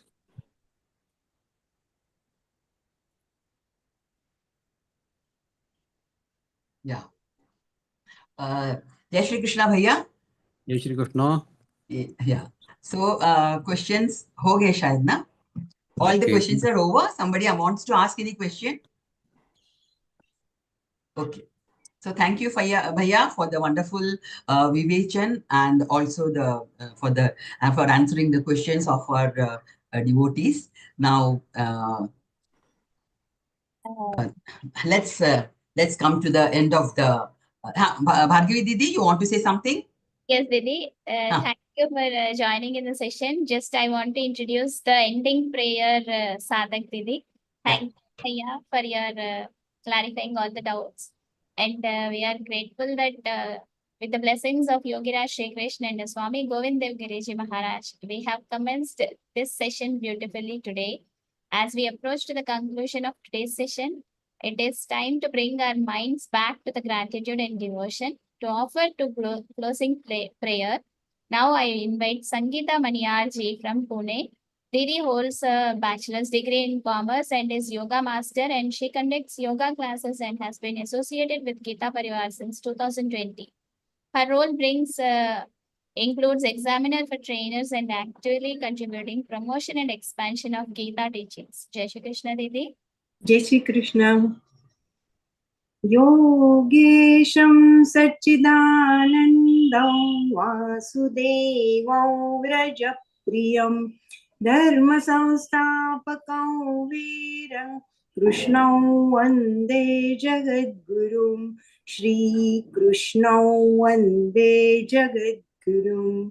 Jai Shri Krishna, Jai Shri Krishna, sabhi ko naman. Vikas Dada, Jai Shri Krishna, pranam. Thank you, Didi, for that melodious prayer. So now I think I would request everyone to be present, and this is time for Hanuman Chalisa recital. So we'll all pray for Lord Hanuman's blessings. Okay, yeah. So Hanuman Chalisa, please.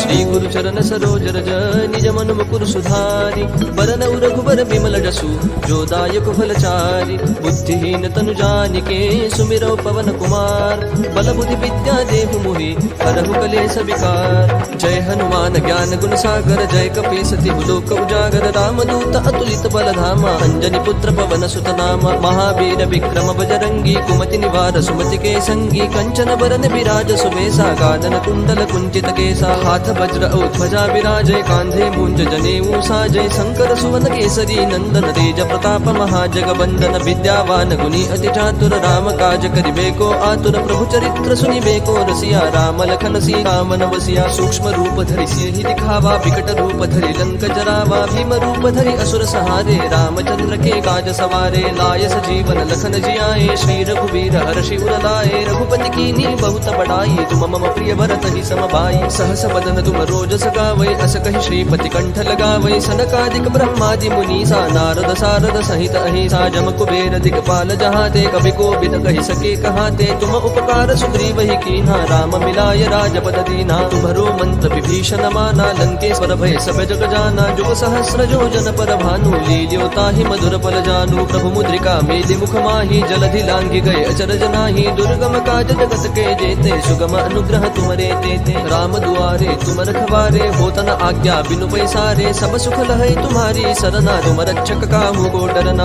आपन तेज समारो आपै तीनों लोक हाकते कापै भूत पिशाच निकट नहीं आवै महावीर जब नाम सुनावै नासै रोग हरै सब पीरा जपत निरंतर हनुमत बीरा संकट ते हनुमान छुड़ावै मन क्रम वचन ध्यान जो लावै सब पर राम तपस्वी राजा जिनके काज सकल तुम साजा और मनोरथ जो कोई लावै सोई अमित जीवन फल पावै चारों जुग प्रताप तुम्हारा है प्रसिद्ध जगत उजियारा साधु संत के तुम रखवारे असुर निकंदन राम दुलारे अष्ट सिद्धि नो निधि के दाता असबर दीन जानकी माता राम रसायन तुम्हारे पासा सदा रहो रघुपति के दासा तुम्हारे भजन राम को पावै जन्म जन्म के दुख बिसरावै अंत काल रघुवर पुर जाई जहाँ जन्म हरि भक्त कहाई और देवता चित्तन धरई हनुमत से सर्व सुख करई संकट कटई मिटई सब पीरा जो सुमिरै हनुमत बल बीरा जय जय जय हनुमान गोसाई कृपा करहु गुरुदेव की नाई जो सत बार पाठ कर कोई छूट ही बंदी महासुख होई जो यह पढ़ हनुमान चालीसा होय सिद्धि साखी गौरी सा तुलसीदास सदा हरि चेरा की जय नाथ हृदय महडेरा पवन तनय संकट हरन मंगल मूर्ति रूप राम लखन सीता सहित हृदय बसहु सुर भूप सियावर रामचंद्र की जय पवन सुत हनुमान की जय. Thank you everyone for being present for the Hanuman Chalisa recital. May the knowledge gained today make our week ahead brighter and more beautiful. We shall see you back on another enlightening session next week. Till then, Jai Shri Krishna.